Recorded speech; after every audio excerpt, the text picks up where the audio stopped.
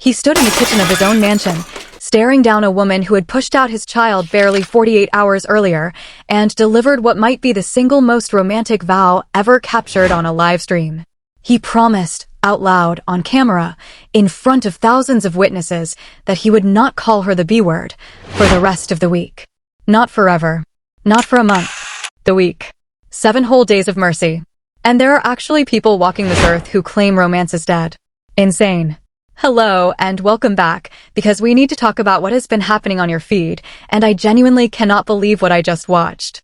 Over the last few days, the timeline has been flooded with these soft little edits of Blueface holding his newborn baby. Warm lighting. Emotional piano music. Captions about what a changed man he is, what a devoted father, what a beautiful redemption arc we are all witnessing in real time. People in the comments are crying actual tears. And I sat there watching all of it thinking, absolutely not. Not today. Not while I'm breathing. Because I know exactly what those clips are, and deep down, so do you. They are 2-second fragments, surgically removed from hours of footage, stitched together to manufacture a man who does not exist. So consider this video the correction. We are not doing the highlight reel. We are doing the full picture, the fridge, the live stream, the household staff, the spaghetti, and the watch. Oh, you don't know about the watch yet? Stay seated.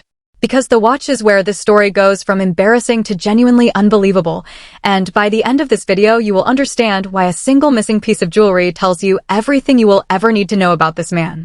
Now let's start where every great love story begins. The refrigerator. So the baby comes home. A brand new human being. The mother hasn't slept, hasn't eaten properly, and her body is still recovering from one of the most physically brutal experiences a person can go through.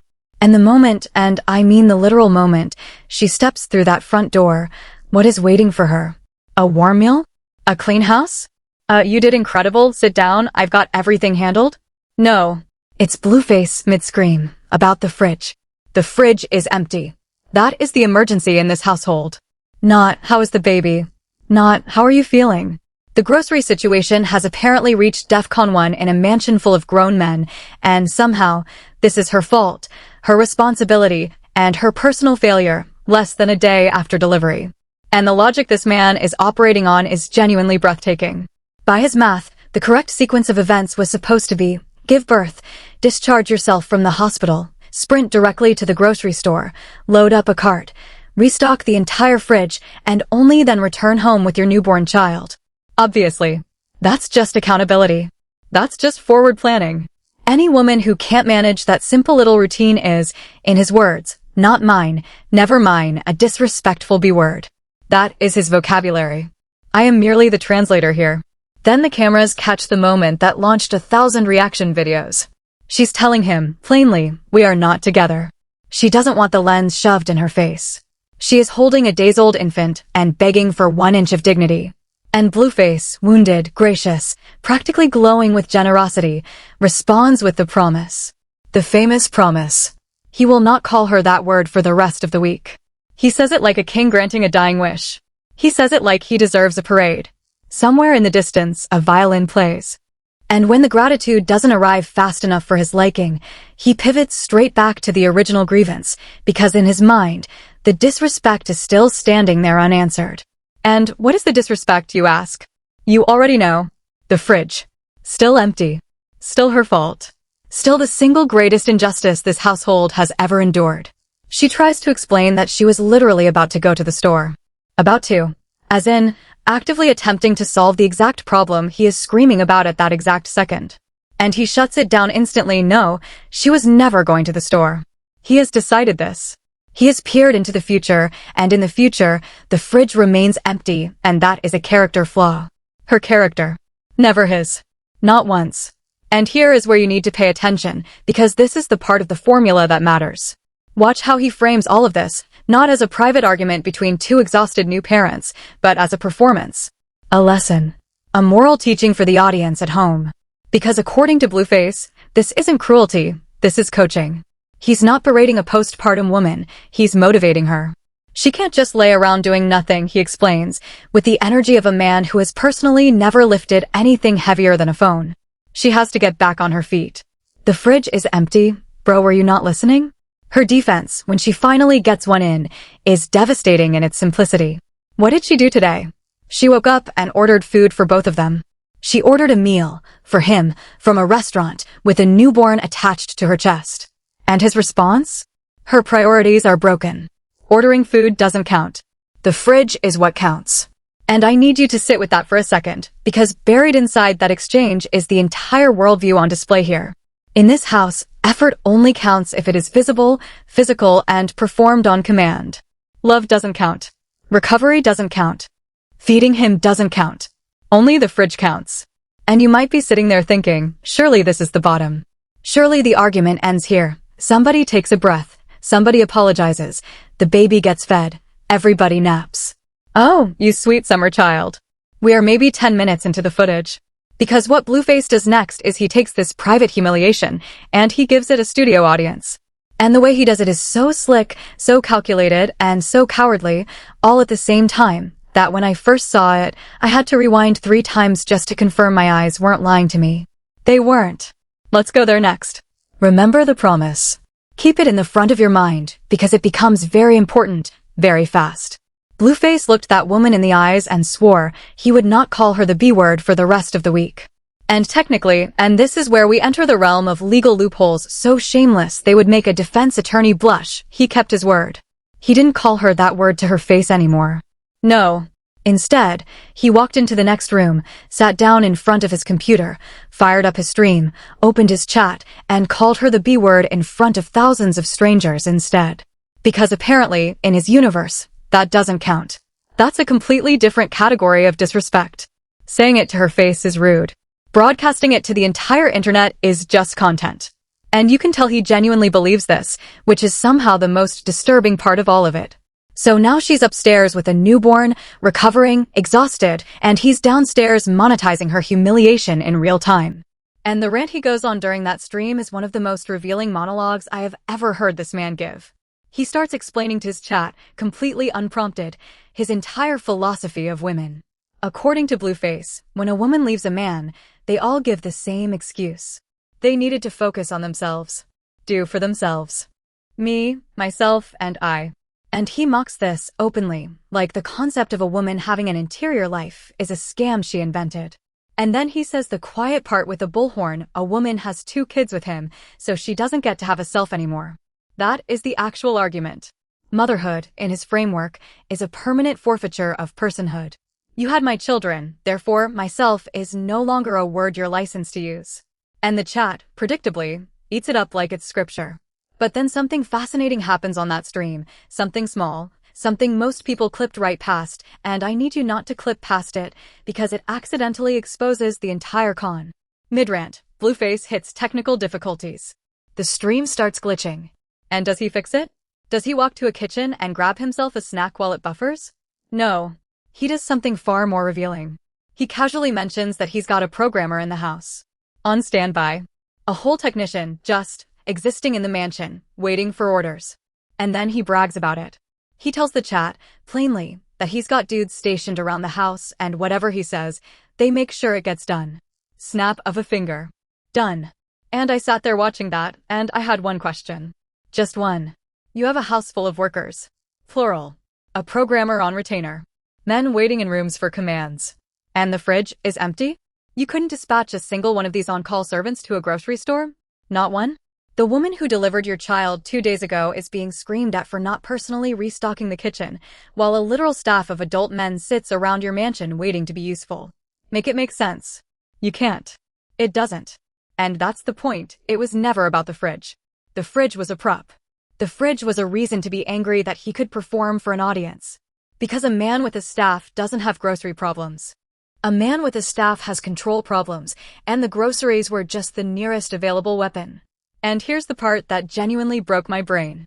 After spending all this time telling his chat that she's lazy, she's disrespectful, she doesn't listen, warming the entire audience up against her, working them into a lather, he then invites her onto the stream. He summons her, with the baby, into the room he just spent 20 minutes poisoning against her. And she walks in not knowing the temperature has been set.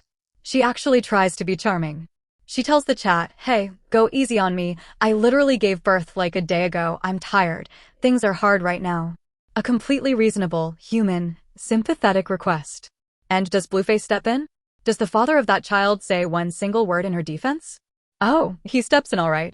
He steps in to remind her on camera, in front of the same audience, he just radicalized against her, that she also hasn't folded the laundry.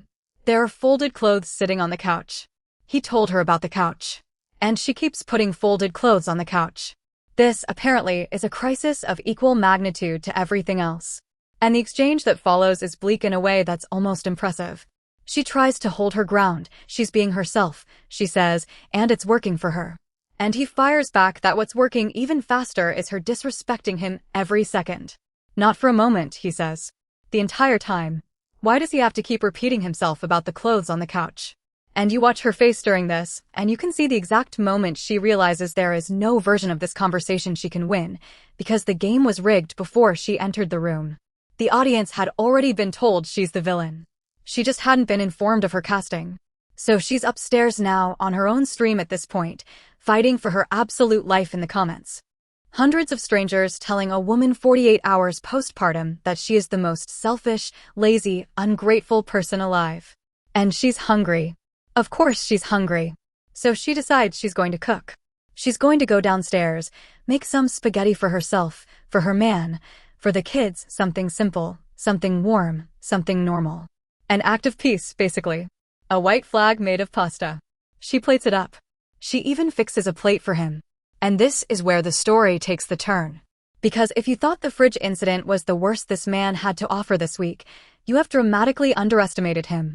What happens next involves a watch, another woman, a hotel room, and the single most audacious confession ever delivered between bites of free spaghetti. And we are going to walk through every second of it. So picture the scene. She's made the spaghetti. She's plated it with her own 2 postpartum hands. The kitchen actually smells like a home for the first time all week. And Blueface eventually wanders down and joins her, and for one brief, shining moment, it almost looks like a normal couple sharing a normal meal. Almost. Because she makes one small comment. Just one.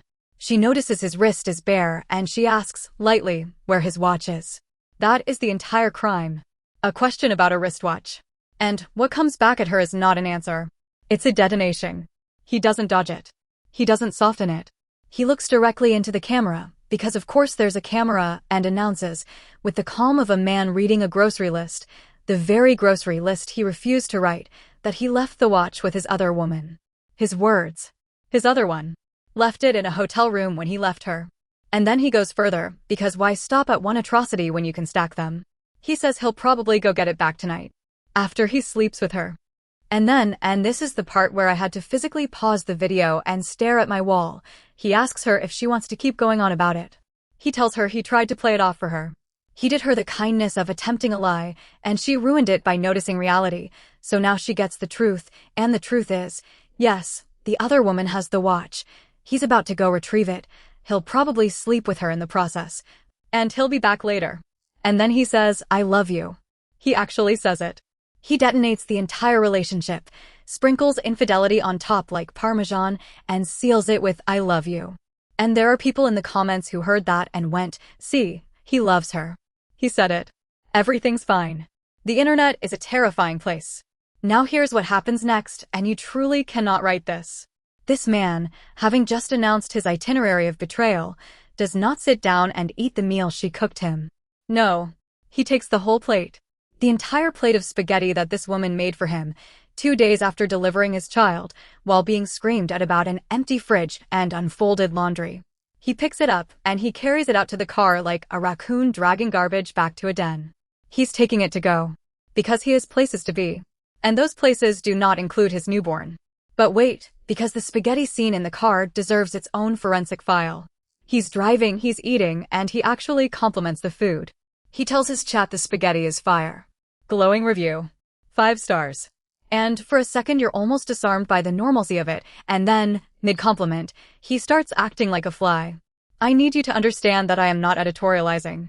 On his own livestream, behind the wheel, with a plate of spaghetti, he spends a solid stretch of seconds doing what can only be described as a fly impression.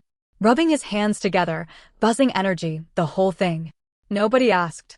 Nobody knows why. His true self briefly surfacing through the mask, perhaps. We move on, because we have to, because the night is still young and this man has a watch to not retrieve. So he pulls up to a party. His woman is at home with a days-old infant, the fridge is still a war zone, and Blueface is walking into a function like a free agent at a scouting combine. And he wastes zero time. He's scanning the crowd on camera, rating the women out loud for his chat, and he locks onto one. Points her out. Says she's his type, the one with the braids. He'd probably take her over there. He's narrating his own disrespect in real time, like a nature documentary where he is both the predator and the cameraman. And then the stream goes dark. For about 40 minutes, Blueface simply vanishes from his own broadcast. Poof. Gone. And when he resurfaces, let's just say the evidence is doing a lot of heavy lifting. The clothes are rumpled.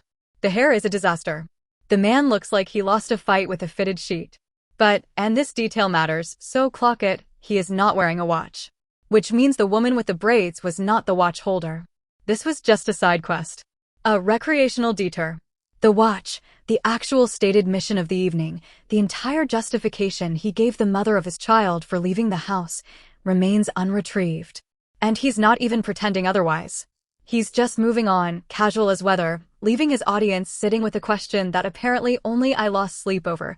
Then who has the watch? Who does this man have to sleep with to get his own property back? The lore was deepening. And I promise you, the answer, when it finally comes, is somehow worse than every theory. Because the next morning, Blueface picks the camera back up, announces he's still watchless, and declares that he's bringing all of us along on the retrieval mission. We, the viewers, are now deputized into this man's infidelity logistics. And that is where we meet her. The new character. The one nobody saw coming. Her name is India, and the introduction he gives her tells you everything about how this man ranks the women in his life. So the next day arrives, and Blueface does exactly what he promised his audience. He turns the watch retrieval into content. He announces to the chat that he still hasn't recovered his property, and since last night's events flow directly into today's, we all get to ride along. How generous. We are now passengers on a mission to collect jewelry from another woman, funded by the viewership of people who just watched him humiliate the mother of his newborn. Great use of everyone's time. And this is the moment where I, like everyone else watching, assumed we knew exactly where this car was headed.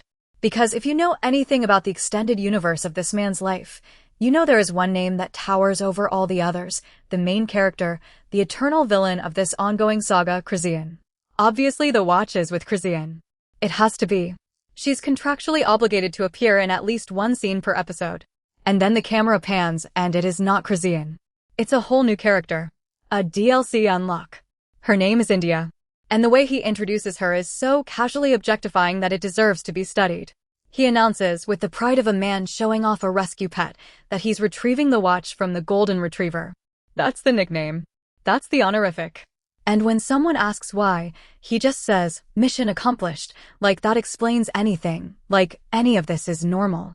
Now here's what we learn about India over the course of this ride, and it is a masterclass in how this man evaluates human beings. Apparently, they've known each other for about 6 years. And what does Blueface say he values most about her? Get ready. It's that she always comes back. No matter how many times she leaves, no matter what happens, she always comes back. He says this like it's a feature. Like she's a boomerang with a pulse. And then, because no compliment can survive contact with his ego, he immediately starts laying out the terms and conditions. He tells her, on camera, that if she plays her cards right, one day she could be promoted to head girl. The top position. The crown. But, and he makes sure to underline this, she shouldn't let that possibility go to her head, because even if she ever reaches that position, he's still going to treat her like garbage. He says this to her face. With the camera rolling. As an incentive structure. That's the prize he's dangling. The opportunity to be the #1 recipient of his disrespect. And the most chilling part isn't that he says it. The most chilling part is the silence after he says it, because she doesn't laugh, she doesn't argue, she just absorbs it. 6 years of coming back will teach a person when to stay quiet, I guess. And speaking of silence, the rest of that car ride is a funeral. I have never seen a more lifeless stretch of footage. 10-minute stretches of absolutely nothing. 2 words exchanged, then back to the void. And the entertainment value of watching Blueface slowly realize, in real time, that this was a mistake, that the audience is bored, that the viewers are dropping, that he picked the wrong co-star for today's episode. I won't lie to you, it nourished me. You can see the math happening behind his eyes. Should have brought Chrisian. The fans want Chrisian. But he's committed now, so he grits his teeth and steers this sinking ship toward a restaurant, because the show must go on. They get to the restaurant, they're seated, and before a single bread basket can arrive, he's gone. Steps away immediately. And look, I can't confirm where he went, but given everything we've established about this man's priorities, there's a non-zero chance he was on the phone verifying whether the laundry situation back home had been resolved. Because we don't let that go. The folded clothes on the couch are a live investigation in this household. Priorities. Meanwhile, India starts live streaming from the table, and here's where it gets genuinely painful to watch. She's farming his audience, chatting with his viewers, and someone in her comments asks the obvious question, "Why are you hanging out with Blueface?" And she answers sweetly, sincerely, with her whole chest, "This is my man." And he laughs. In her face. On both of their streams. Just laughs. 6 years of always coming back, and the return on that investment is getting publicly laughed at for claiming him. That is the entire relationship in one exchange. She calls him her man, and he treats the sentence like a stand-up set. Honestly, with timing that brutal, she should consider comedy, because the joke she didn't know she was telling absolutely killed. And after that, even he can't fake enthusiasm anymore. The date, if we're calling it that, limps to its conclusion. Back in the car, dead air, nobody speaking, and Blueface is just staring into the middle distance like a man being shown his own life choices in IMAX. And then, because this man cannot experience one sincere emotion without armoring it in irony, he turns to the camera and delivers a love letter. Not to India. Not to the woman at home with his newborn. To the haters. He says he loves everyone who's hating and still watching. He loves them dearly. He loves them more than the fans. From the bottom of his heart. And his left tit. His words. That is the most affection he has shown any living being across this entire saga, and it was directed at strangers who despise him, delivered from a car where an actual human woman was sitting right beside him in silence. If that doesn't tell you the hierarchy of this man's heart, nothing will. So he drops her off. Mission technically accomplished, the watch is back on the wrist, the golden retriever has been returned to her enclosure, and now it's early evening on a Friday. And here comes the moment that tells you exactly how much magnetic pull that newborn baby has on this man's heart. Because the obvious move, the human move, is to go home. To your child. To the woman who cooked you spaghetti while strangers called her lazy on the internet. But it's 6 o'clock on a Friday, and in the world of Blueface, going home at 6 o'clock on a Friday is apparently a fate worse than death. To what? He asks the void sit with a baby mama and a newborn. Love them? Care for them? Boring. So he starts working the phones. He's calling around, scouting for something, anything, any function, any woman, any reason to not be a father for a few more hours. And that's when we get the phone call that should be framed and hung in a museum. He dials a number, waits, someone picks up, and he opens with total confidence and then freezes, because the voice on the other end is not who he expected. He thought he was calling worker number 1. He had actually called his girl. His actual girl. The mother of the newborn. And the exchange that follows is one of the most quietly devastating things in this entire document. He fumbles. He stares at his own phone like it's alien technology that was just handed to him. He apologizes, "My bad, I thought I was calling somebody else." And she, God bless her, doesn't even sound surprised. She just confirms, "Yeah, you called your girl."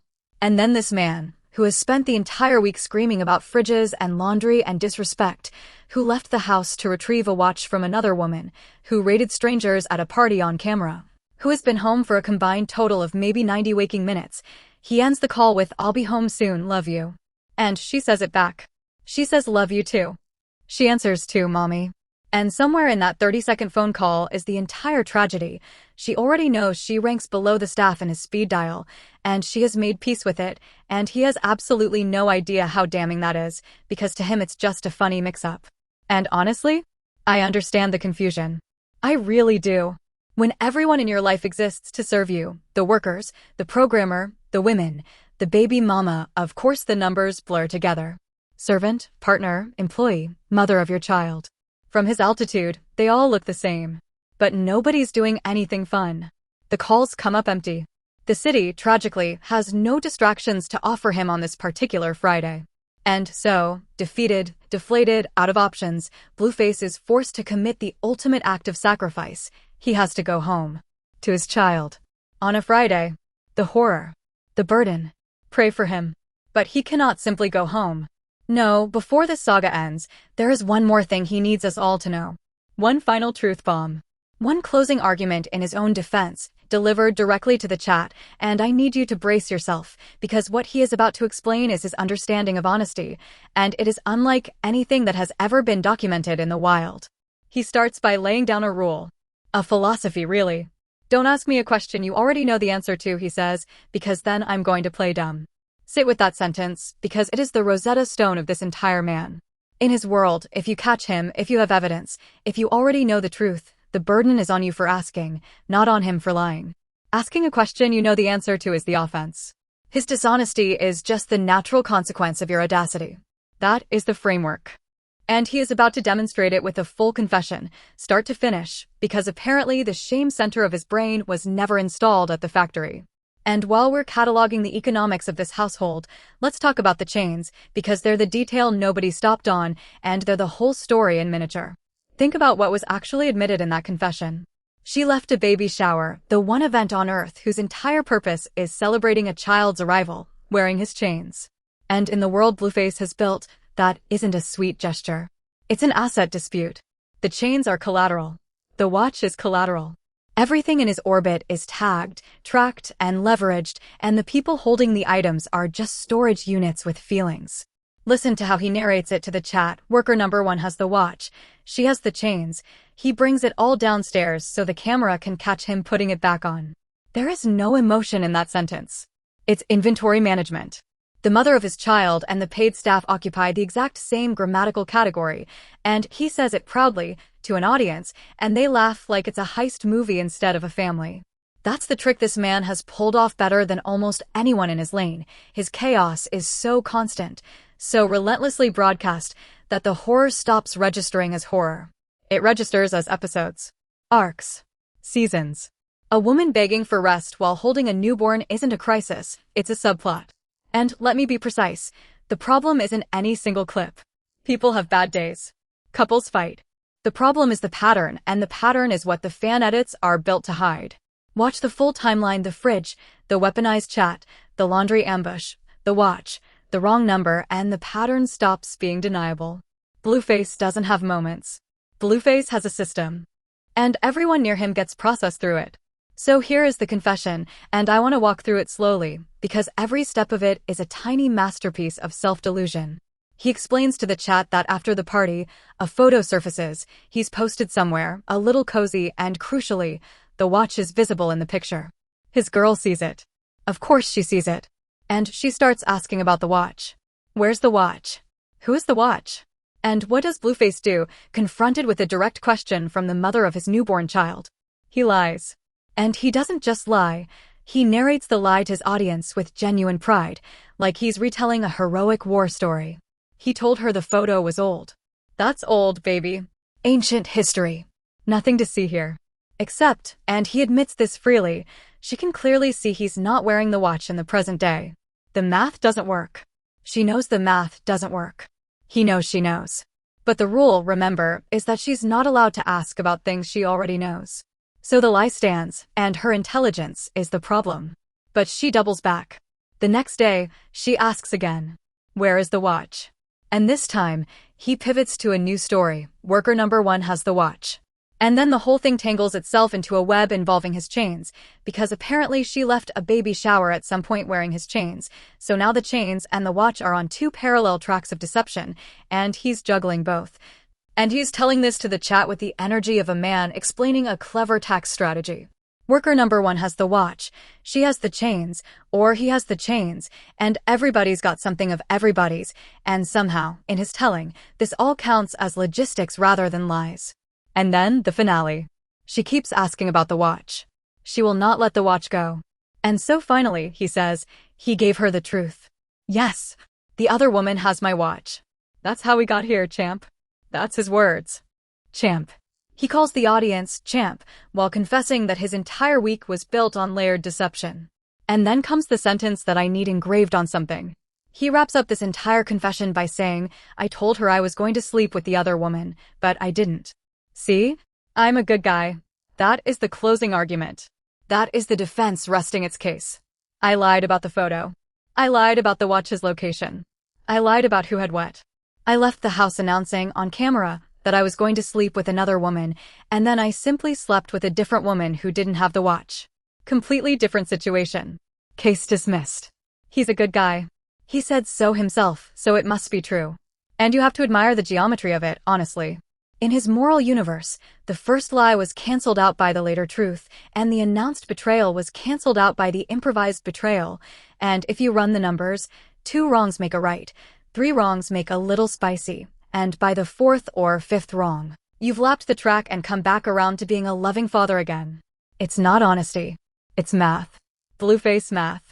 And by Blueface math, this week was a triumph of communication. Now let's zoom out, because I know how the story is going to be packaged by the fan pages, and I want to get ahead of it. They're going to cut the clips. They're going to find the 3 seconds where he held the baby without complaining, the 4 seconds where he said the spaghetti was fire, the 2 seconds where he said, I love you, from the driver's seat of a car full of takeout and lies. And they're going to stitch those 11 total seconds together, lay an R&B instrumental underneath, add a caption about growth and fatherhood and redemption, and farm 1 million views off of fantasy. That's the machine. That's how the myth gets built, not by what this man does, but by what the internet chooses to crop out. But you watch the full picture now. You saw the fridge. You saw a woman 2 days out of delivery getting screamed at about groceries while a mansion full of paid workers sat idle. You saw the promise, the sacred, week-long promise, and you saw exactly how he honored it, by moving the insult from her face to his stream, from 1 ear to 40,000.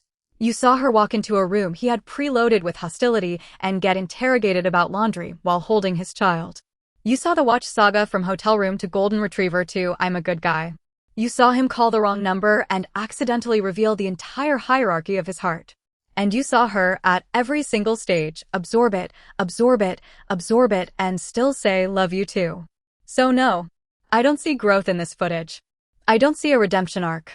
I see a man who has built an entire ecosystem, the workers, the streams, the audiences, the rotation of women for one purpose and one purpose only, so that he never, ever has to be the one who adapts. The fridge adapts to him. The schedule adapts to him. The truth adapts to him. The women adapt to him. Everyone in that house orbits his comfort, and the moment anyone's needs point inward, a newborn needing a mother needing rest, the whole machine treats it as a malfunction. She didn't fail to stock a fridge. She failed to disappear gracefully into the machinery. That was her real crime. And it's the crime every woman in his orbit eventually gets charged with. And the part that should genuinely worry everyone is how normal it's become. Watch the comments under those cute edits, not the clip, the comments. Half of them are praising him for the bare minimum. He held the baby. He ate the spaghetti. He came home before sunrise. The bar is not on the floor. The bar is subterranean. It's a fossil. Archaeologists will find it in 1,000 years and use it to carbon date our standards. And every time one of those edits goes viral, the machine learns that the performance works, the mask holds, and nobody has to change anything. That's why I make these videos. Somebody has to sit with the unedited footage so the cropped version doesn't become the official record. If he has no haters left, check my pulse, because it means I'm gone. Remember that. Anyway, what do you think? Am I being too harsh or not nearly harsh enough? Was the spaghetti at least a peace offering he honored by taking it to go? And tell me honestly in the comments, where do you rank, I won't call you that word for the rest of the week, among the most romantic vows of our generation? Top 3? Top 1? Let me know. And if you think the next chapter of this saga is already loading, you're right, give it 5 minutes. There's always more, and you already know I'll be back hungrier than ever when it drops. Like, comment, and follow the channel. It genuinely helps me grow, and I appreciate every single one of you. Check the other channel too, where we talk about UFOs, UAPs, and everything in the sky, which, after this week, is honestly a less chaotic subject. I love you all so much. I'll see you real soon.